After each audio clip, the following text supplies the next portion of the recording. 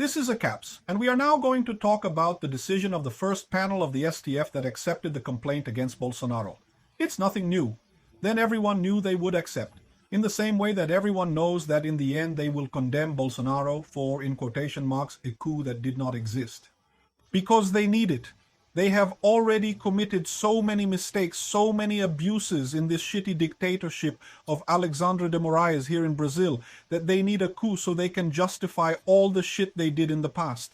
If you arrive now and say there's no coup, how are they going to do it, right? So we knew it would be this. There was some expectation of change with Fuchs's vote yesterday, but in the end, what we already imagined would happen ended up happening. They accepted the complaint against Bolsonaro. Bolsonaro became a defendant in this action in the coup investigation, right? Let's see what happens from here. I'm going to say a few things about what happened during the hearing. People are worried. They are worried about the Magnitsky Act, very worried. And there are other problems in this story as well. This news was suggested by I Will Choose Your Agenda When I Want Gendarme Potter and The Prisoner, who wore lipstick, and several other people. Thank you to the people who suggested news there on our website at visolibertaria.com, and thank you to you who are watching our video. If you like our content, please leave your like and subscribe to the channel here, right? Well, the first panel of the STF received the complaint against Bolsonaro and 7 other defendants who were being tried together with him. Remember the inquiry into the, quote, coup? There's a lot of people. There are 33 people in total, but the complaints will be analyzed separately, right? So to the surprise of absolutely 0 people, OSTF accepted the complaint against Bolsonaro. Bolsonaro becomes real, right? In theory, there is now the period for the production of evidence from both the defense and the prosecution. And there will be a trial later. There are a lot of appeals. There are still appeals for this decision. There are other decisions. There are a lot more things to happen, but unfortunately it seems that is that case. It's a trial with marked cards, right? That's what we're already waiting for. Well, what was different about today's trial? Remember, there were 2 sessions yesterday. Bolsonaro was present in both sessions. But today he chose not to be present. I am not sure what his logic was for being present yesterday. Not being present today because he did not want to hear the verdict. I didn't want to hear the complaint accepted. It could be for some other reason. The fact is that he commented on this complaint later, saying that it is the game of marked cards. That is what we know even. It is one here, I want to prevent me from winning, that I arrive free elections, because they know that in a fair dispute there is no candidate capable of beating me, and he is absolutely right. In this place, right? What they are not prepared for is that even if Bolsonaro does not run, the right will be present and the right will rehabilitate Bolsonaro. No matter what they do, these people are creating all the precedents that tomorrow will be used against themselves in this story, right? Yesterday saw some hope because Fuchs came to oppose Alexandre de Moraes' decision. At some point, he said that it should be done on trial. In the main plenary session, not in the first class or section, do you agree? With the jurisprudence of the STF. But is that what I explained to you? Why did Alexandre de Moraes want in the first class? He wanted to be in the first class because he knows it will be faster, that there will be no problem, that there will be no appeal. And also because he wants to have the unanimous decision, which is exactly what happened here. Oh, unanimous decision receives the complaint unanimously, right? Everyone voted for Bolsonaro's denunciation. That's what he wanted. If it went to the plenary, Andre Mendonça, Caio, Cássio Nunes could vote against, and then he wouldn't have a unanimous complaint, right? Again, yes, this is what I say to you. This process is a propaganda process. It's a political process. It's not a judicial process, right? Anyway, Fuchs said that, among other things he pointed out yesterday, do you remember that yesterday he said that Fuchs disagreed in Bolsonaro's trial, but it was a lost vote? We talked about this in yesterday's video. Yes, and there was also a situation in which he said that we must evaluate the illegality of these successive denunciations, right? Because Bolsonaro's defense argued very correctly that Mauro Tid made a total of 7 plea bargains that were changed until reaching one that OSTF was satisfied with, and that this is clearly an abuse, right? If there was a plea bargain agreement, he said he wanted it and it's over. He can't keep inventing a version until he has a version he likes. To the investigator or the prosecutor, or even worse, to the judge, right? This situation is unfolding just as Fuchs mentioned. Yesterday, we talked about the rift in the STF, which is becoming increasingly clear. Evidently, there are individuals concerned about the current trajectory. Alexandre de Moraes' bias is becoming blatantly apparent in this case, leading to widespread concern, right? For example, this article came out here, oh, the Magnitsky Act was created to punish enemies. There is no basis for applying it against morals, say lawyers. The lawyers here on the case don't know, do they? Because in theory, the Magnitsky Act was applied against Russia. But by the time Russia was no longer an enemy of the United States, right? It was applied against regimes that killed journalists and corrupted human rights. And Alexandre de Moraes fulfills all these prerogatives. Alexandre de Moraes killed Clezon. Alexandre de Moraes tortured, I don't know how many political prisoners Alexandre de Moraes expelled. I don't know how many journalists from Brazil. It's more than clear that it is. In this case, the Magnits law that applies to Alexandre de Moraes is funny. The people here at Portal Terra say that no, that it will not be applied. Not that this would be an affront to Brazil's sovereignty, but no, it's not an affront about that. It is a violation of the principle of national sovereignty. No, you're mistaken. No. If that doesn't apply, why?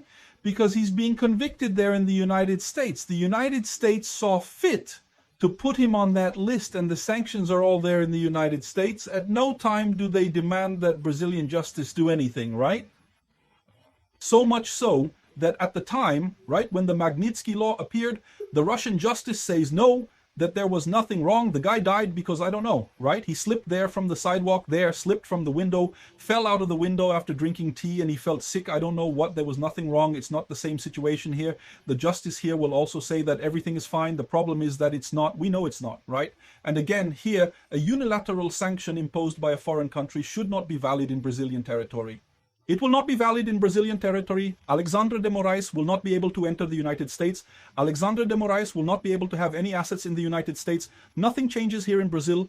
Alexandre de Moraes will not be able to have any account in any bank that has any partnership with the United States. He can take any bank in the world that doesn't mess with the United States. He has a lot of banks in Iran, in North Korea, in Russia that don't deal with the United States. He can choose any of those banks. Unfortunately, here in Brazil, they all have business with the United States, all of them. They would be embraced by magnetic law, wouldn't they? Or unless some bank decides, right, get out with it, right? Here it is. Brazil must have autonomy and sovereignty to determine which laws are valid in its national territory. Yes, Brazil has it. It is sovereignty. For this, the whole issue is that Alexandre de Moraes, he invented a law out of his head. There is no law that guarantees the ban on profiles in Brazil. Alexandre de Moraes invented this law out of his head. Brazil has the sovereignty to invent its own laws in a correct way through the legislative legislates. The judiciary should only judge when the judiciary begins to invent the law. That's the whole problem, right? And in this case here, people trying to say no. Full of morals, you don't need to worry. The impression it gives is that they did this matter here, pulling the trigger. Don't worry, it won't give anything the trigger. The United States only does this with enemies, and I don't know what not there. Russia was no longer an enemy. The United States had already finished the Soviet Union. Russia was already a friend of the United States. When did this list come up? It was 2004. 2004 was another day anyway. Then he said here that the law prohibits him from owning property in the United States and prohibits him from entering the United States. It's much more than that. The Magnitsky Act prohibits any bank associated with the United States from having any relationship with this person. So it won't just be there in the United States. No, but again, does this mean that the United States is interfering in Brazilian legislation or Brazilian sovereignty? It's not just any national bank. Simply cut all relations with the United States and move on. Only Alexandre de Moraes here in Brazil will go bankrupt. But he can do it. Any bank can do it without any problem. In Iran, there are a lot of banks like this. In Russia, there are a lot of banks like this. North Korea puts a lot of banks, not even in China, because China's banks also have connections with the United States, right? So the people here, oh no, this law has no applicability. In the Moraes case, it seems that they are talking about a business, something like this, that Moraes votes calmly because there won't be a problem, right? Here, oh, it is to frame the minister as a systematic violator of human rights. But that's exactly what Alexandre de Moraes is doing. He is systematically violating people's freedom of expression, and even the physical freedom of the people who were arrested on January 8th, right? So that's what I see happening here. That's it. People say they're not calm. In fact, Alexandre de Moraes sent a message to the United States. He said no. that there is no problem, that we decide sovereignly here. I don't know what there. I want to see when AA knocks on his door, how is this going to happen, right? Here, oh, the United States monitors Bolsonaro's trial and prepares attacks to demoralize Brazilian justice. No, it is not an attack to undermine Brazilian justice. It is a series of attacks against criminal individuals like Alexandre de Moraes and supporters in the Lula government such as Paulo Gonet. Rest assured, when I play, it's insecticide. The cockroaches in this drain will scatter. My friend, be calm, because when the insecticide arrives, it will be a frantic rush, just like cockroaches. I've seen this happen before. Get 11, it's disinfectant, those cockroach killing business, goes into a drain on the street and throws it for you to see how it works, man. A mountain of cockroaches coming out. It's beautiful to die for. Bolsonaro may be guilty, but OSTF is not innocent. And in other words, this is the big problem in history. Everyone is seeing that this STF judgment is really absurd. Who doesn't like Bolsonaro? Mario Sabino, you don't like Bolsonaro. I think Bolsonaro is a coup plotter. I don't know what that is and such. I disagree with him. I haven't seen anything of Bolsonaro's coup, but that's what I say to you. Even those who don't like Bolsonaro, even those who aren't Bolsonaro supporters are looking at this trial. You're talking bitch. That's what Bolsonaro said here. Oh, the monthly allowance trial. This trial of him is being 14 times. Faster than the trial of the monthly allowance. How can that be? What logic is there to rush to convict the guy at any cost, right? It's absolutely frightening. What they are doing constitutes a very serious violation in the end. You're explaining this to everyone, right? And also the case involving Deborah's associate, right? That's what you inscribed with lipstick. It's another noteworthy observation, isn't it? Alexandre de Moraes said no here, that January 8th was not a walk. They want to create a narrative that had little old women with Bibles in their hands, people who were walking around with lipstick and rubbed lipstick on the statue. That's not it. People were violent. I don't know what Deborah's face looks like, a criminal's face. I don't know what they're, right? You must have said that, right? But then there's a bug. There's no way. These people are deluded thinking that his bubble is right. His bubble is certainly thinking that everything is right. You have to sentence him to 14 years. What people are seeing, even Fox is seeing that guy on the outside. People don't have that view. Zandão, people don't really have that vision, do they? And the funniest thing is that it was precisely at this trial in which Alexandre de Moraes, he got there, showed a lot of things, right? The images and things and such. As the accuser, the judge, a judge should never talk, look, how he was really guilty. Look here, guilty, you see, oh, guilty. This is the role of PGR Moraes. This is the role of the prosecutor. Judge is the guy who tries to establish justice for this. He cannot be on the side of the prosecutor, nor on the side of the author of the action of the defendant. He has to be in the middle of the road. Alexandre de Moraes made a little show showing images. And I don't know what, she made a PPT there to show that not everyone is guilty anyway. Everyone is guilty, man. The cap, he will lose. He will lose his job. Moraes no longer needs the cap. Po, you already go there. You already sit. You already make accusations together, Po. Where is the due legal process in this crap, right? In other words, it's completely over. Alexandre de Moraes is acting as prosecutor. He is the victim because supposedly the coup would kill him. He's the accuser, he's OPGR, he didn't show OPPT there because that's what he's doing here. And it's dangerous, people, even though the Deborah had a lipstick that was incendiary, that the lipstick was going to catch fire and launch flames into the courts or whatever it was that he said there. In other words, the guy played the role of accuser, the role of prosecutor, an absurd thing, right? At last. And what everyone else is seeing, including Fox, is seeing, and I imagine that's going to become clearer as this thing goes along. That's what Helio Schwartzman is. Helio Schwartzman is someone who doesn't like Bolsonaro. Everybody knows that. There was his column at the time of the pandemic saying, oh, Bolsonaro could die. It would be so nice if Bolsonaro died. I don't know what there and stuff. Anyway, what happened, right? He is saying here that, oh, Bolsonaro is over, and he is careful to say that it is not over. And I am also saying this on the contrary. Bolsonaro is growing with this persecution from the STF that I am telling you. What is happening in the world is the growth of anti-establishment sentiment. The people who are revolted against the system are growing. Libertarian is ourselves. So what happens when the system starts chasing a person? How to persecute Trump in the United States? And that gives him strength and is giving strength to Bolsonaro. These people may not realize what they are doing. They are creating a monster. And Fuchs may have already realized this. Maybe other people in the STF have already realized this. OSTF is setting a trap for itself. The right tends to grow in Brazil.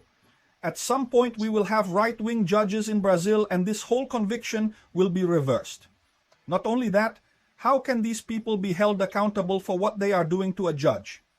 Who makes a more passionate defense, man? The goalkeeper. The goal was in the slipper near Alexandre de Moraes. Alexandre de Moraes made an accusation there, but said that everyone is guilty anyway. He has to put him in jail, throw away the key and stuff, man. There's no better prosecutor than Alexandre de Moraes. And the problem is he's supposed to be a judge, right? Here, oh, the images of him passing there, right?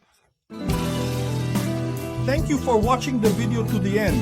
In addition to liking, sharing, and subscribing to the channel, consider becoming a sponsor with value starting at 1.99 BRL. Click the Become a Member button below to learn the conditions and advantages of sponsoring the channel. More information about our project, visit our sites indicated on the screen.